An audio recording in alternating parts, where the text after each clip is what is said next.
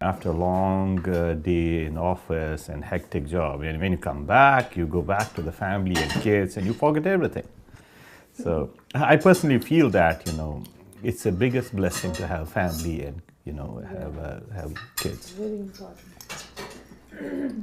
No, I'm talking about the other one. Which high school? What we did is a demographic study of the Muslim population all around the world, 232 countries and territories around the world.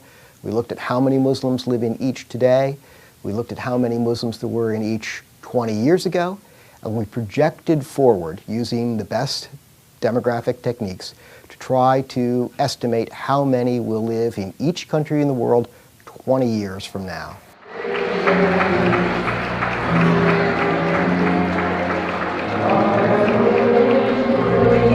All the girls from Al-Fateh and boys? Yeah, we need boys too. Back everyone. Around, 95, 96, we were about 150 to 200 people, in one location in Herndon, Virginia.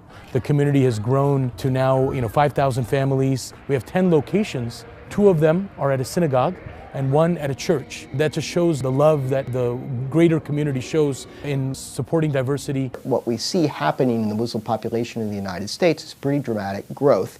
In absolute numbers, a more than doubling from about 2.6 million to about 6.2 million.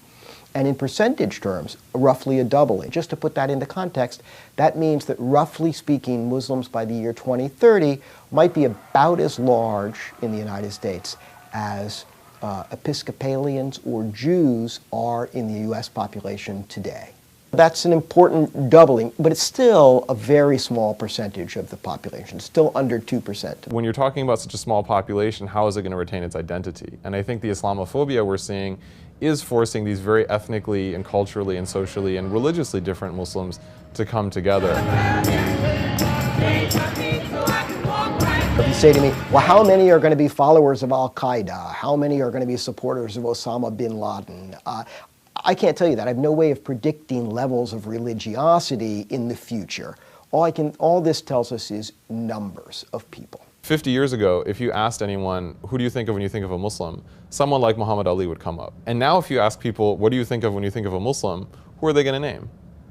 And we're only talking about 5 decades. And that shift has been incredibly traumatic for the American Muslim community, because I think precisely when we stopped emphasizing the arts and culture and heritage in all these different ways, we lost the ability to communicate Islam in a way that really makes sense to people. About 20% of the enslaved Africans that helped build this country were Muslim. So Muslims have history in this country from before its foundings. They served honorably in the Revolutionary War, Civil War. The only Muslims in the US Congress, for example, are African Americans. They're named Keith and Andre. They don't stick out in the way that people would assume that they would stick out as Muslims. It's not very easy to become French if being French means an ethnicity, a language, a history, a culture. Being an American, that's a very open definition. It's very easy to become an American. Nice hit.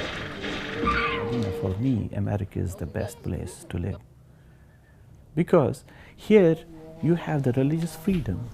You have the choice, you have the right to say yes or no. You have the right to protest. You have everything a human being, wants to have. You have everything.